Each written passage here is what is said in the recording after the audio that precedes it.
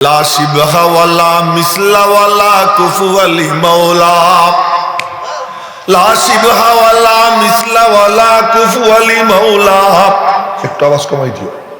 লা বিলদা ওয়ালা ওয়ালিদা লা আম্মা ওয়া খালা। আল্লাহু আকবার কইতে কষ্ট হয় নাকি? দেখতে খুব বুদ্ধিজীবী, খুব শুটেড বুটেড মনে হয়, আসলে বলো তার এক কিস্তা মনে পড়ে গেল। এক স্কুল পরিদর্শনে গেছে এক বুদ্ধিজীবী, স্কুল পরিদর্শনে যায় না, তো স্কুলে গিয়া ছাত্র ছাত্রী সব উপস্থিত, সবাই দাঁড়াইয়া স্যালুট করছে জনাবকে। জনাব দাঁড়াইয়া বলতেছে, এই ছেলে মেয়েরা, জি স্যার, আমি এটা তো এই গ্রামের নাম কি ফেনুয়া না, উত্তর হাওড়া। আমি ওই ফেনুয়ার থেকে রওনা দিয়া তোমাদের এখানে পায়ে হেঁটে আসলাম। রওনা দিছি বেলা 1টায়, তোমাদের এখানে পৌঁছলাম 2টায়। বলো তো আমার বয়স কত? তখন ছাত্রীরা হা করে রয়েছে যে আপনি হাইটে আইছেন ওই জায়গার থেকে এই পর্যন্ত আসতে আপনার 1 ঘন্টা লাগছে, আপনার বয়স কত আমরা কেমনে বলবো? হা করে চেয়ে রয়েছে। একটা ছিল ছাত্র বান্দর টাইপের, ও কাজে স্যার আমি বুঝছি আপনার বয়স কত। কত? 60। কেমনে বুঝলা? আমার বাড়িতে এক ভাই আছে আধা পাগল, তার বয়স 30। আপনি তো পুরা পাগল, সুতরাং আপনার বয়স কত হবে? 60 হবে। এগুলো দেখতে এরকম মনে হয় বুদ্ধিমান, আসলে বল। ফিরআউনও বলদ ছিল। যখন মুসা আলাইহিস সালামের সঙ্গে যখন ওই যে বাহাস হইল, এই ঘটনা সবাই জানে। 80,000 জাদুঘর ফিরআউন বাছাই করছে মুসা আলাইহিস সালামের সঙ্গে বাহাস করার জন্য।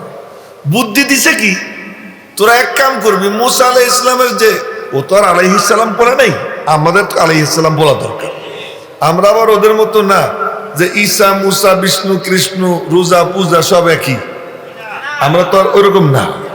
আমাদের কাছে মুসা আলাইহিস সালাম, ঈসা আলাইহিস সালাম, আমাদের মধ্যে ওই ভক্তি শ্রদ্ধা থাকবে। আমার নবীজি তাদের নাম নিতেন খুব ভক্তি শ্রদ্ধার সাথে, সুতরাং আমরাও কি ওই ভক্তি শ্রদ্ধা নিয়ে নাম। তো মুসা আলাইহিস সালাম এক পাশে, 80,000 জাদুঘর এক পাশে।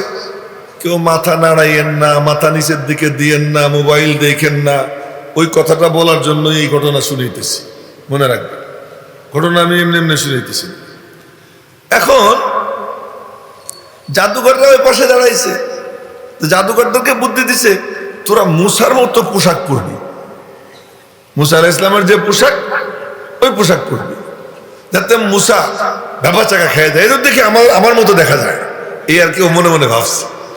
কিন্তু আল্লাহ তাআলা যখন দেখছেন, আরে জাদুঘররা দিয়ে মুসার ড্রেস পরছে, আমার নবীর ড্রেস পরছে, তো নবীর ড্রেস যখন ওরা গায়ে দিছে, এর বরকতে আল্লাহ পাকের রহমতের নজর ওদের উপরে পড়ে গেছে। ড্রেস কার? নবীর। তেরে মাহবুব কি আরব शबाहत लेके आया हो, तेरे महबूब की यारब शबाहत लेके आया हो, हकीकत तो उसको कर दे मैं तो सूरत लेके आया हो। मालिक रे, ভিতরটা তো ভালো না, উপরটা তো সুন্দর বানাইছি। উপরটা নবীর পোশাক পরছি, এই যে উপরে নবীর পোশাক পরছে, আল্লাহ পাকের রহমতের নজর পড়ে গেছে। খুব লক্ষ্য করে কোরআনে কারিমে ঘটনা এমনি এমনি আসে নাই, শিক্ষা নেওয়ার জন্য আসছে। যে এখন এরা ফাঁক দিয়ে বসে রয়েছে, বলছি ফাঁক রাখবে না, ফাঁকা জায়গায় শয়তান বসে। কেন শয়তান রে আমরা রাখবো মাঝখানে? একটু কষ্ট করি, গায়ে গায়ে মিশে বসে না। ওই যে পিচ্চিরা ওখানে বসে রয়েছে, এই দিকে এসে মানুষের সাথে মিশে বল, ওঠ তোরা ওঠ ওখান থেকে। ছোট ছোট মানুষ, এগুলো আলাদা জায়গা বসে রয়েছে। এখন মোটামুটি কালার ধরছে, এখনো পুরা কালার ধরে, ধরবে একটু সময় লাগবে। খায়ের তো বলতেছিলাম, ওই যে ওই পাশে দাঁড়াই রয়েছে ওরা, এই পাশে মুসা আলাইহিস সালাম। আর তো জীবনে মুসা আলাইহিস সালামকে সামনাসামনি দেখেনি, আজই প্রথম দেখছে। কালা মানুষ, কালা। শেখ নুরউদ্দিন গহরপুরি রহমতুল্লাহ আলাইহি কালা। হযরত শেখ মুশাহিদ বায়ানপুরি রহমতুল্লাহ আলাইহি সিলেটের কালা। ওনার দিকে কেউ তাকাইলে কইতো মিয়া আমারে কি দেখো, হাড়ি পাইলের পাশা দেখো, যে মানে হাড়ি পাইলের পাশা ওইটা আমার চেহারা না দেখে ওইটা দেখো। কিন্তু ওই চেহারার দিকে তাকাইলে মনে হইতো কি যে চেহারায় নূর ঝলমল করতেছে, মনে হয় যেন আয়নায় যেমন নিজের চেহারা দেখা যায়, ওই আল্লাহর ওলির চেহারা ওইরকম নিজেকে দেখা যেত।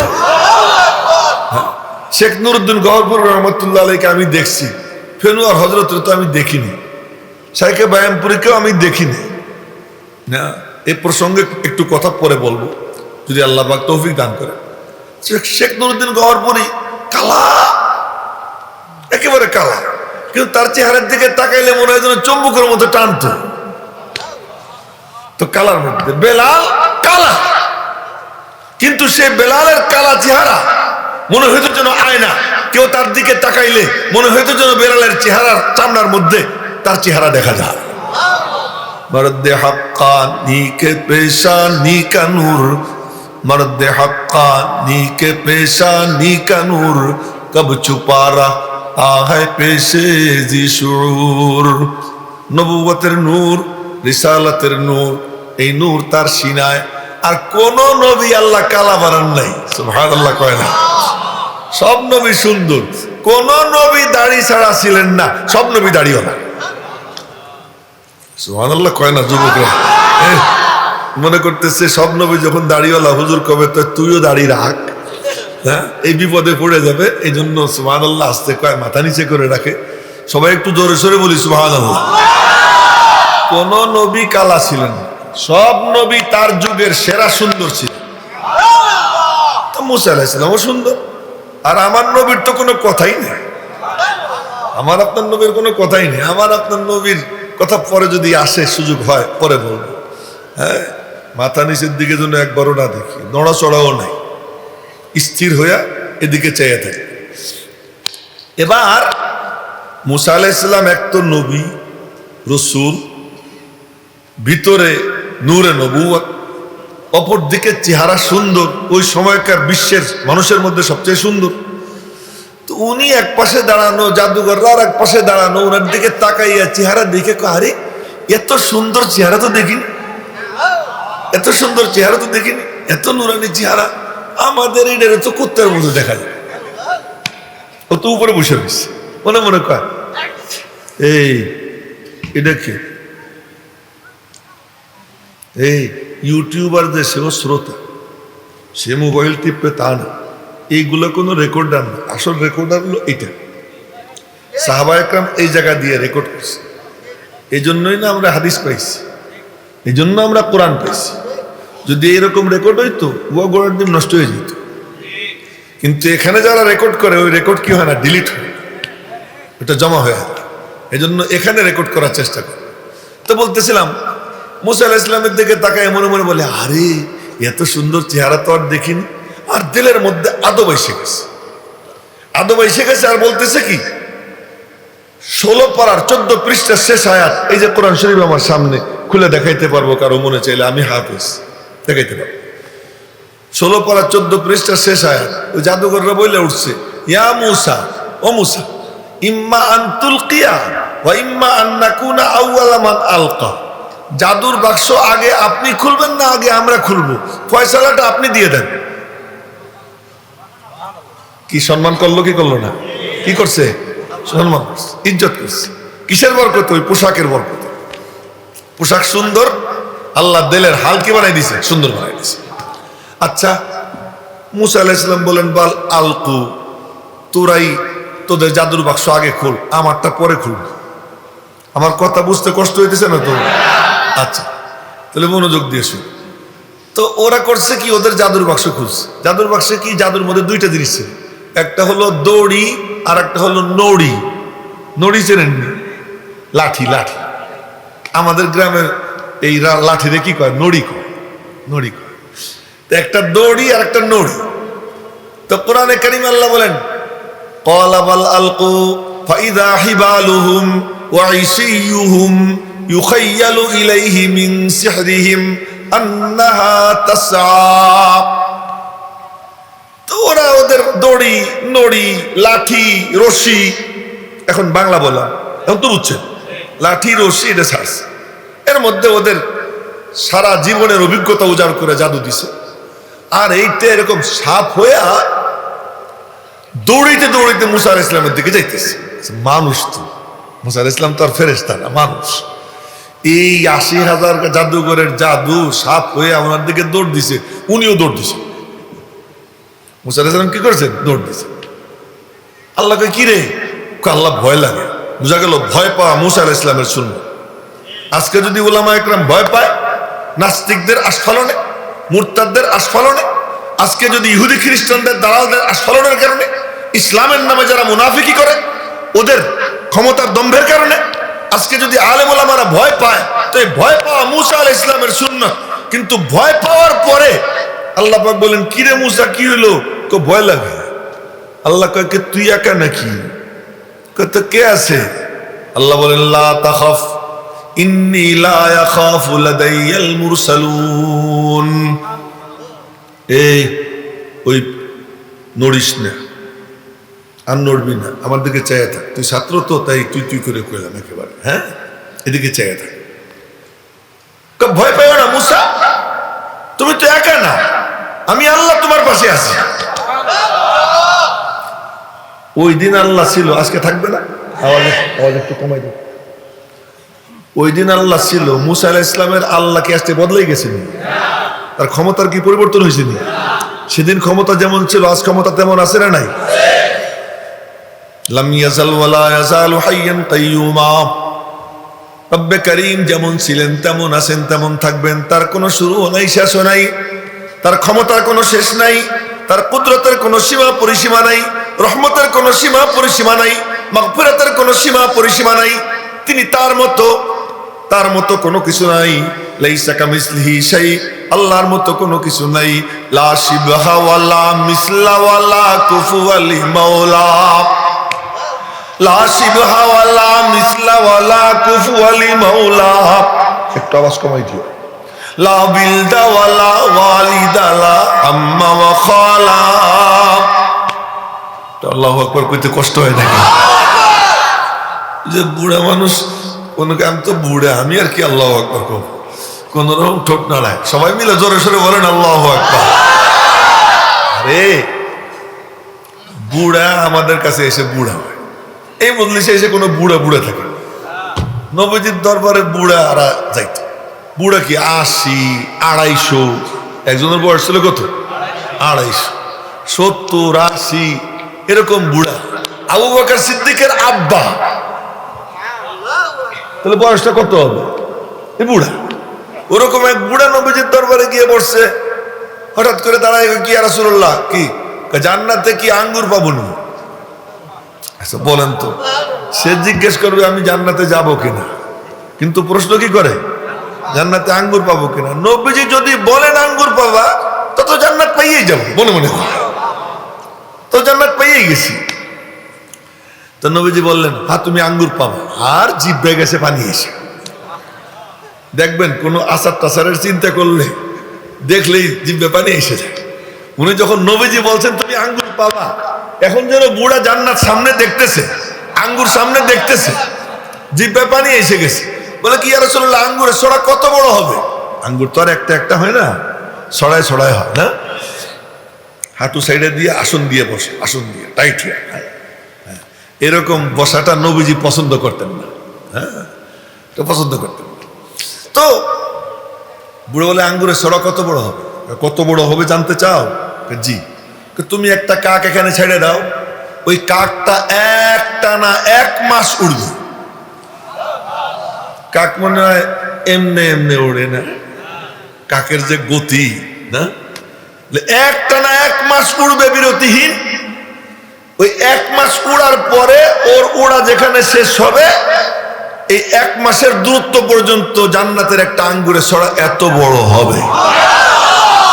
জোরে কয় না সুবহানাল্লাহ। এখন বুড়ার মুখ গেছে কালা হয়ে। কি মুখ কালা কেন? কত বড় বড় আঙ্গুর খাবো কেমন? চেনি তামাশা, অত বড় বড় আঙ্গুর এই মুখ দিয়ে খাবো কেন? নবীজি বললেন তোমার মুখ এতটুক থাকবে না, আল্লাহ তোমারে ১৩০ ফিট লম্বা বানাই দিবে। 130 ফিট লম্বা হলে তার মুখখান কত বড় হবে? তো যেমন বডি তেমন মুখ। হ্যাঁ, তো বলার মাকসাদ যে বুড়া নবীজির মজলিসে গিয়া জুয়ান কেন? সে জানে আমি জান্নাতের বাগানে বসছি, এখান থেকে জান্নাতের প্রেসক্রিপশন নিয়ে যাব, আমি জান্নাতের পথের যাত্রী। সুতরাং এখানে মুখ মন কালা থাকে। একটু জোরে বলেন আল্লাহু আকবার। আলহামদুলিল্লাহ, এবার হয়েছে, মোটামুটি একটু তাজা হয়েছে, তাও পুরোপুরি হয় নাই, একটু সময় লাগবে। তো বলতেছিলাম, এবার মুসা আলাইহিস সালাম ভয় পাইছে। তো ভয় পাওয়াটা মুসা আলাইহিস সালামের সুন্নাত।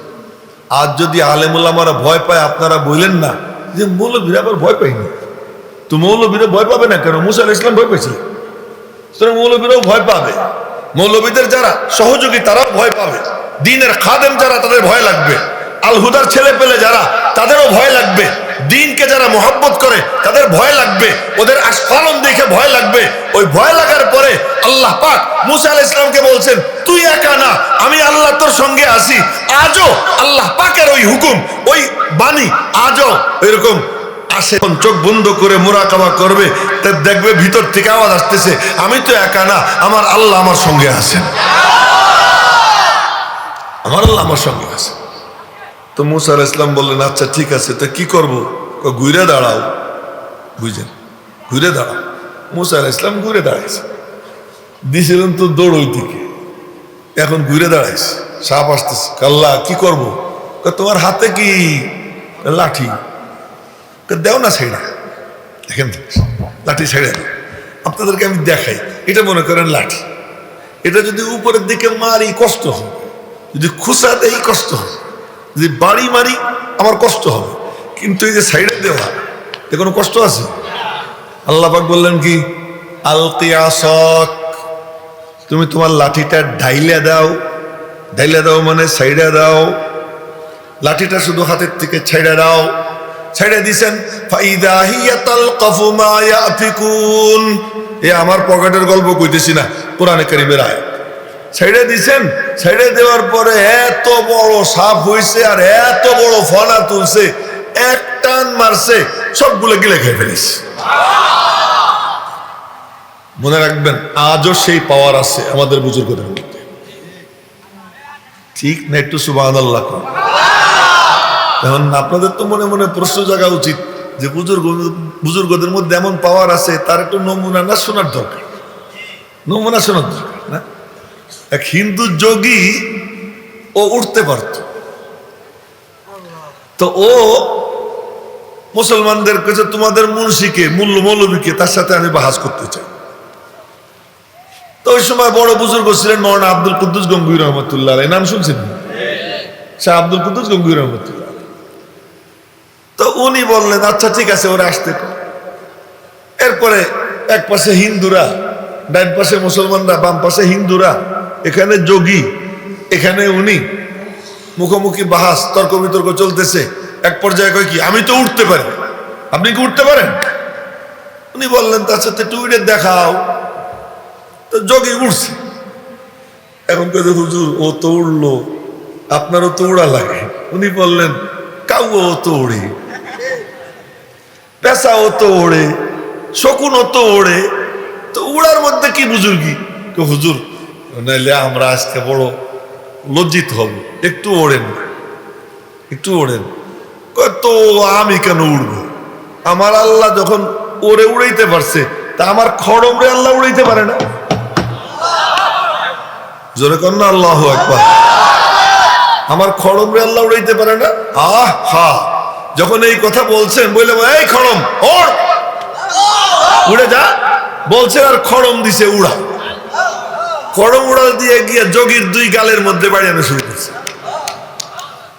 বাইরেতে বাইরেতে নিচে নামাইছে, নিচে নামাইছে। এই দৃশ্য হিন্দুরা দেখতেছে, আরে আমাদের যোগীর অবস্থা খারাপ, হুজুরের খড়মের ধাক্কায় ঘোড়ার ডিম নিচে নেমে আসছে।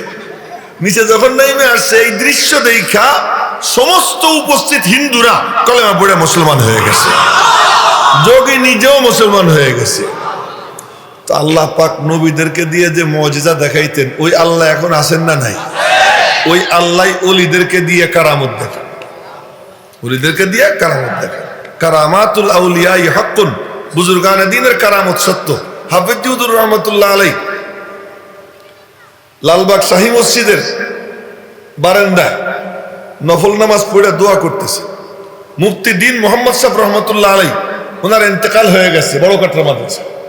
হাফেজ হুজুর দোয়া করতেছে, ওনার ইন্তেকালের সংবাদ দেওয়ার জন্য একজন আসছে, আইসে পিছনে বসে রয়েছে।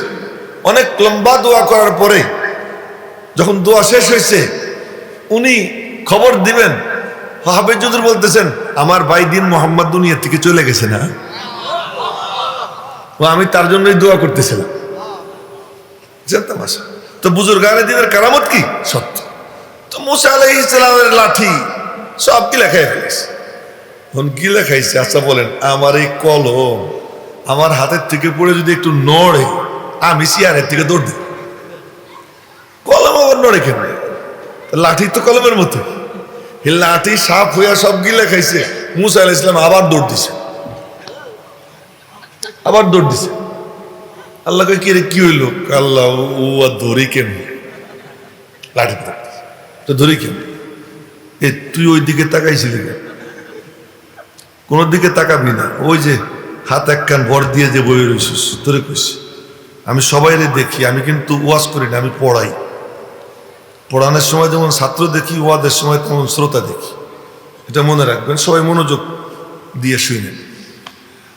তো এবার মুসা আলাইহিস সালাম আবার দৌড় দিয়েছেন। কিরে মুসা? আল্লাহ ও দৌড়বো কেমনি? আরে খুযহা ওয়ালা তাখাফ, মুসা তুমি ধরো, ভয় পাইও না। সানুঈদুহা সিরাতাহাল উলা, তোমার 2.5 হাত লাঠি আমি আল্লাহ আবার 2.5 হাত লাঠি বানাইয়া দিব, তুমি খালি একবার হাত ছোঁয়াও। মুসা আলাইহিস সালাম দুরু দুরু বুকে কম্পিত হাতে খালি মাথার মধ্যে হাতটা লাগাইছেন, 2.5 হাত লাঠি হয়ে গেছে। আগেও 2.5 হাত লাঠি ছিল, এখনো 2.5 হাত লাঠি। মাঝখানের কাণ্ড কারবার কি মুসার না আল্লাহর? ওনার কাম শুধু কি ছাড়া আর ছোঁয়া। বলেন ওনার কাম কি? ছাড়া আর ছোঁয়া। বাকি কাজ কে করবে?